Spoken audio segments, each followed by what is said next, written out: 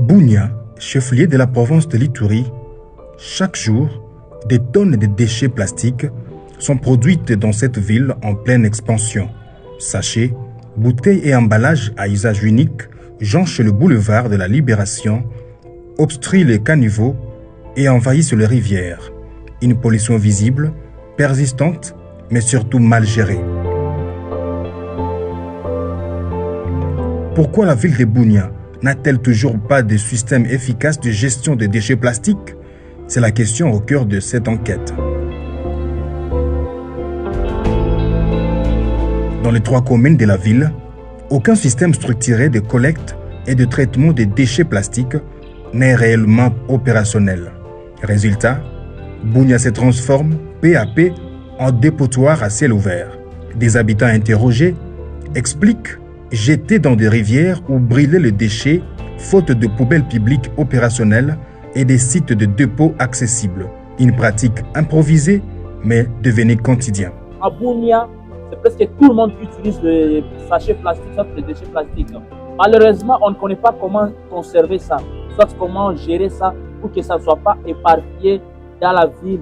On ne peut pas marcher 2 mètres dans la ville de Bunia sans trouver un sachet ou un déchet plastique. Ça, c'est très rare. La population ne sait pas comment gérer ça. Et c'est comme si la ville était délaissée alors qu'on a en maire de la ville, on a des autorités dans la province de l'Ituri.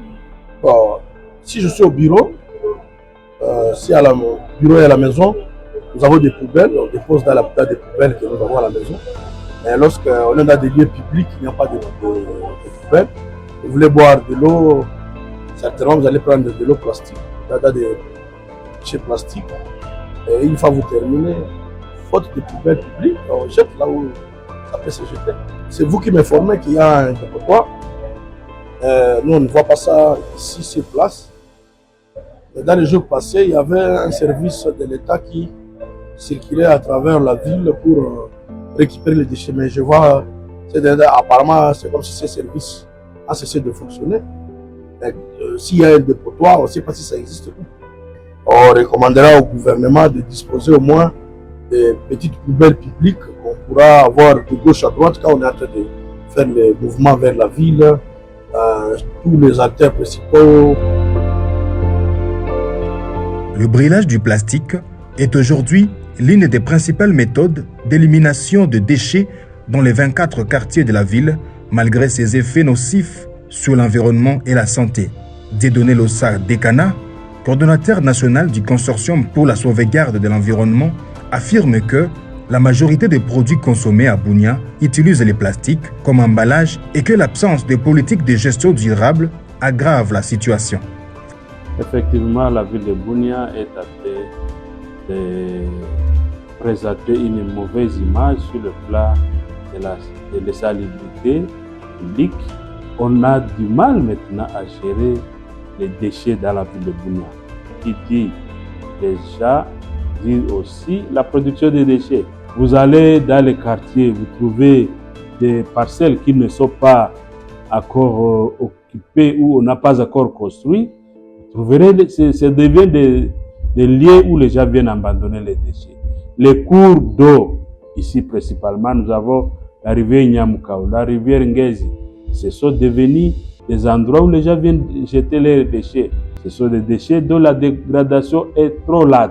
Ça peut aller jusqu'à 400 ans pour que ça se dégrade. Et vous imaginez, pendant toutes ces périodes, l'eau, qui est un écosystème où beaucoup des êtres vivants s'y retrouvent, aussi sont voués, n'est-ce pas, à la disparition. Si on ne sait pas bien contrôler ces déchets, et c'est toute l'humanité qui sera détruite. Je crois que le moment est venu pour interpeller même le maire de la ville à remettre les poubelles publiques dans toutes les artères de la ville de Bunia et aussi ne pas laisser ces déchets là-bas parce que là, ce ne sont pas les destinations définitives des déchets. Les déchets doivent être évacués de la ville pour que nous ayons une ville propre et à plus, là où on amène les déchets, ces déchets doivent subir le recyclage pour leur donner d'autres cycles de vie. Selon les spécialistes, cette pollution n'est pas seulement esthétique, elle est aussi structurelle révélatrice d'un manque de planification environnementale. Tchombe Faustin, chef de bureau de reboisement et horticulture de la division provinciale de l'environnement de l'Ituri, reconnaît l'inefficacité de mécanismes actuels et parle d'une dégradation avancée de milieux naturels tout en évoquant l'éducation de ménages comme piste de solution. Vraiment, c'est grave sur le plan environnemental. Partout, les écosystèmes marins sont devenus des dépotoirs de plastique ici. Les rivières qui coulent dans la ville de Bunia ici, avant c'était potable. Il y avait des poissons dans ces rivières-là. Il y avait des animaux aquatiques. Mais aujourd'hui, on ne voit plus. Et plus encore, l'eau est devenue très sale et ça pue. Et si vous constatez aussi, il y a beaucoup de moustiques maintenant dans la ville de Bunia. Par rapport à 5-10 ans avant, il s'est fait voir qu'il n'y a même pas une loi sur la gestion des déchets dans la ville de Bunia. Il n'y en a pas. Nous n'avons pas de poubelles publiques où on peut jeter ces déchets. Il n'y en a pas. Nous n'avons pas de structures logistiques pour l'évacuation de ces déchets. Il n'y en a pas. Donc tout ça, ça crée à ce que les villes deviennent très très sales. L'environnement est l'affaire de tout le monde. Nous devons d'abord être tous conscients pour être appelés un vrai citoyen. Les sociétés civiles, la communauté, chacun à son niveau doit tenir compte et doit prendre sa responsabilité à main de manière qu'on écarte ces dangers des déchets plastiques dans notre ville. Mais au-delà des discours, aucune politique provinciale claire, aucun calendrier précis, ni budget public identifiable n'a été présenté pour résoudre durablement ces problèmes.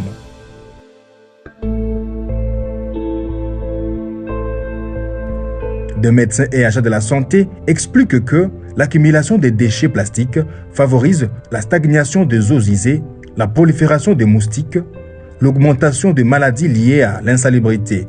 David Djobalo Chilembi, expert en santé publique, option santé environnementale et analyste au bureau appui technique à la division provinciale de la santé à Ituri, affirme que différentes maladies métaboliques tirent également leur origine de brûlage de déchets plastiques. Les objets plastiques sont des dérivés du pétrole, ce qui fait que ces déchets-là, lorsqu'ils se dégradent sous l'effet des intempéries, sous l'exposition de la chaleur, ces déchets dégagent en moins 250 000 nanoparticules plastiques et ces éléments, vu leur petitesse, arrivent à traverser les barrières qui constituent notre corps. Ce qui fait que ces éléments, les nanoparticules, seraient à l'origine des différentes maladies métaboliques que nous sommes en train de connaître maintenant là. Ces microplastiques et voire les nanoplastiques sont en mesure de traverser la tige digestive pour aller s'attaquer aux organes nobles tels que le cœur, les foies, les poumons. Et ces éléments-là sont incriminés comme les éléments majeurs qui seraient à l'origine même de certaines maladies et voire même les troubles hormonaux au niveau de notre organisme. Pour ce qui concerne la malaria, les moustiques, les vecteurs anopheles ont toujours eu l'habitude de chercher où il y a des réserves d'eau pour mettre des eaux douces pour mettre leurs œufs. Et le fait que ces déchets plastiques-là contiennent des fois de l'eau, et là c'est le milieu propice pour que les vecteurs de paludisme puissent aller pondre ces œufs dans ces réserves-là pour que ça puisse constituer les dangers pour le corps humain et constituer également une source de contamination de paludisme. Les déchets plastiques constituent un danger. Comment arriver à détruire ces déchets plastiques? La gestion des déchets plastiques nécessite une implication de tous, que ce soit des autorités et aussi de la communauté pour qu'on puisse arriver à réduire significativement ou la prolifération de ces déchets plastiques. Une pollution qui devient ainsi une urgence sanitaire silencieuse. Jacques Pelé, président du conseil urbain de la jeunesse de l'Ituri, plaide pour la réutilisation et la transformation des déchets plastiques. Pour lui, la sensibilisation est plus qu'une urgence. C'est un fléau qui se porte déjà et ça pourra menacer l'environnement de cette province, de la ville de Bunia, qui est une ville en phase de construction. Si on ne prend pas de précautions pour la gestion des déchets à plastique, on aura des conséquences terribles dans la ville de Bunia dans les jours à venir.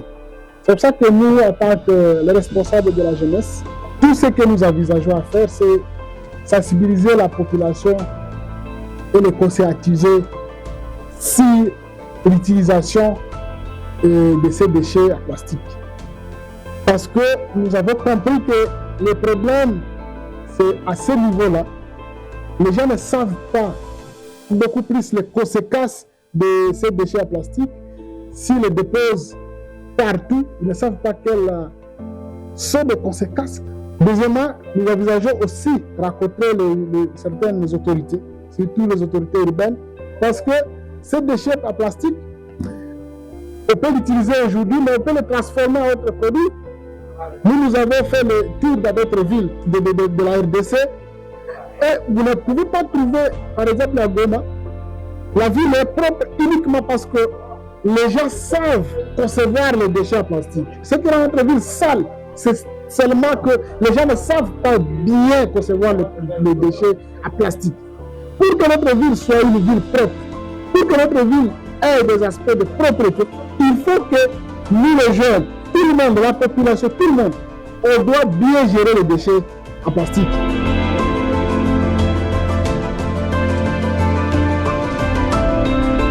Des projets de transformation de plastique en pavés et en chaises ont bien vu le jour en ville de Bunia. Mais faute de financement, de soutien technique et d'accompagnement institutionnel, ils ont été abandonnés. Le lieutenant Gilles Ngongo, porte-parole du gouvernement provincial sous état de siège, affirme l'existence d'un site de dépôt de déchets à quelques kilomètres de la ville, précisément au village Makabo, à une dizaine de kilomètres de la ville de Bunia, et appelle à une responsabilité collective et à l'entrepreneuriat vert. Vous savez que nous sommes à une étape d'éclosion, de boom économique. Nous ne pouvons que voir ces déchets. Il y a plus de consommation, c'est-à-dire il y a plus de production, il y a plus de consommation, on peut avoir que beaucoup de déchets. Alors pour pallier à ces problèmes, le gouvernement provincial, chapeauté par le lieutenant général Boyanka Chamadjoni, a mis en place des brigades d'assainissement pour assainir la ville. Mais pour l'évacuation de ces déchets, nous avons trouvé un espace de déchargement. Cet espace, c'est à 15 km de la ville de Bunia, plus précisément à Makabo. C'est là où tout doit se faire. Et donc, tout ce que nous récoltons comme les déchets dans la ville de Bunia et ses environs seront désormais déchargés sur cet espace, justement pour maintenir notre environnement propre. La ville, c'est comme la paix. La paix étant donné l'affaire de tout le monde, mais aussi la ville, le développement de la ville doit concerner tout le monde.